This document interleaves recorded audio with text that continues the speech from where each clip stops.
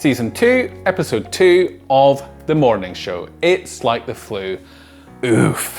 So much happens in this episode as they really try to push us along to see some kind of story beginning. There are just so many little bits and pieces to all try and fit in. The writers are doing a really elegant job of crafting all of this, but is it really heating up?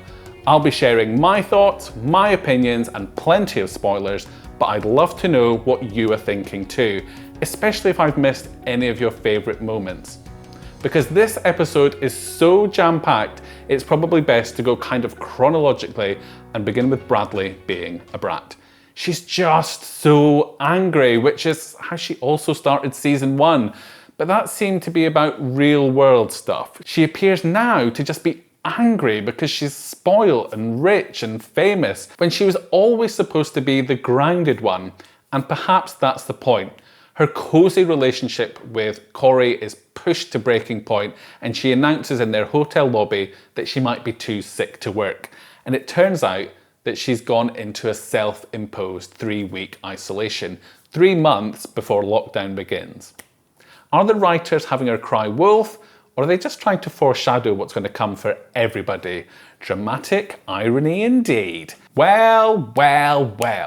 Mitch is back. We catch up with him living on a beautiful Italian lake. He's surrounded by luxury and opulence, but much like Alex in episode 1, he's all alone except for his dog. He's drinking too much, and the only person calling him is Fred Micklin. We do get a little montage of his Italian life, including a Zoom birthday party with his kids, because let's not forget, everyone will be living online soon because COVID.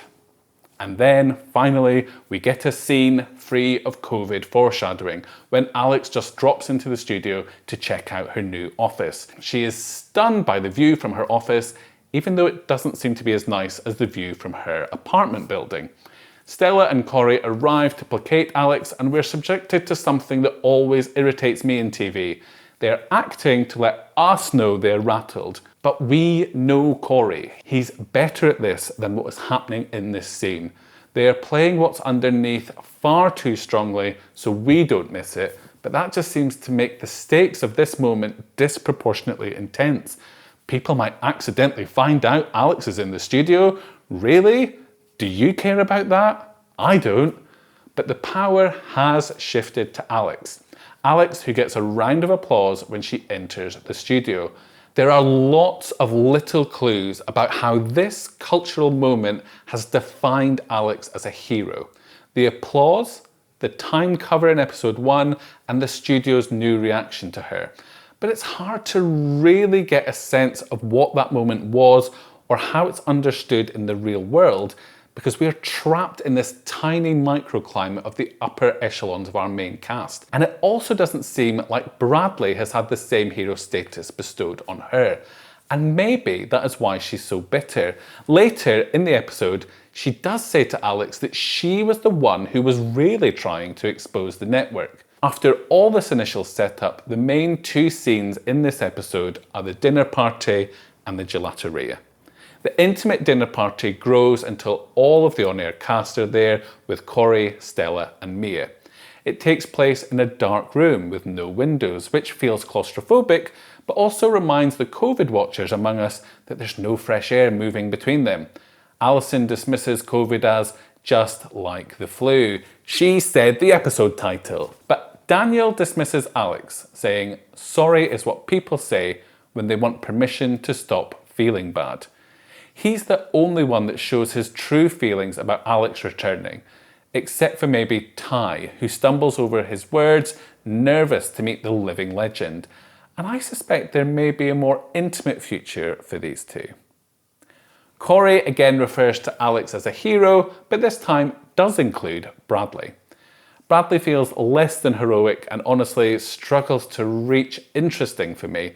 It's all quite one note of fury, and we better get some justification for this down the line because it's #exhausting. She starts a blazing row with Alex in the corridor, and it feels like once again TMS has slipped into 80s soap opera territory.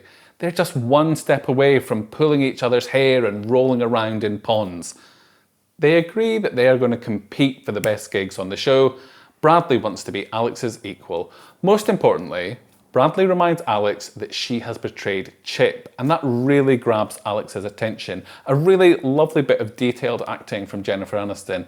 And I actually think Aniston is superb in this show. So many tiny moments and nuances make Alex a really distinct character. I've spoken about these major scenes out of order because I think the gelateria scene is so interesting. It's the most interesting moment of the show so far in these past 2 episodes.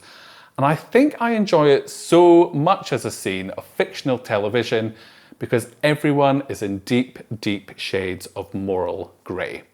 I think the scene could have been helped slightly if the casting or styling of the young woman made her look slightly more like an online influencer rather than a trainee lawyer. I didn't get a sense of who she was and why her friend was recording the scene, but there was something more than moral outrage happening on her behalf, which is a nice reveal at the end of the scene. But on the other hand, Paula seems to be a mouthpiece for powerful people who believe that cancel culture is a real thing. And I don't necessarily agree with that. Mitch hasn't been cancelled, he's been fired for behaving inappropriately at work. We as an audience understand that he's actually a rapist, and yet there is a sense that he's been deeply affected by Hannah's death.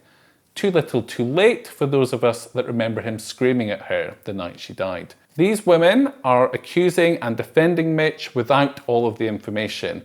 We don't even really know if Mitch knows the full extent of what he's done himself. But the most interesting question for me is, does he have a right to redeem himself, to learn, to pay a debt to society?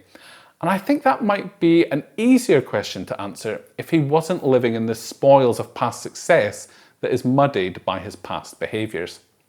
He should, by rights, be in jail, but even prisoners get parole. I think the Instagram lady has the moral high ground for me. It is still too soon, but the show invites an opening for us to feel sorry for him and provides him with a charismatic cheerleader. Do you find it all as problematic as I do? Life is problematic though, and humanity is fascinating to watch. Is this relationship a car crash waiting to happen? It's got me interested. As the episode ends, Daniel is off to COVID Town, China. Mitch smashes Fred's wine and tells him the exact figure he was paid off from UBA, so we are ready to compare that to the figure that Hannah's family are asking for, in a way that feels a little bit heavy-handed, but still effective. Perhaps the scenes didn't need to sit so directly on top of one another though. And then Alex goes to see Chip and invites him to be her producer. We can finally stop getting these hallmark cutaways to Chip's idyllic life, and he can jump back into the cesspit with the others. So before I wrap up, I just want to cover some key tiny details that are being dropped through the episodes that I assume are going to come to something. Number 1, stock prices are mentioned frequently in the passing. Number 2, UBA Plus, the network's new streaming platform, is mentioned in several phone calls. The board, number 3, we saw in the first episode, and Sybil demands that Bradley is fired in this episode. We aren't allowed to forget about them just yet. And 4, Trump or the election are recurring themes. Yanko mentions his impeachment at the dinner party, and I assume that this is the first impeachment still at this time. Lest we forget, he was impeached twice. Are Trumpian divisions going to become part of this story? This was a hugely dense episode that I have glossed over in many, many ways. So do tell me what I've missed, what were your favourite parts, and are you hanging around for the rest of the season? Like, subscribe, and let's start a conversation. That was so short. Was it?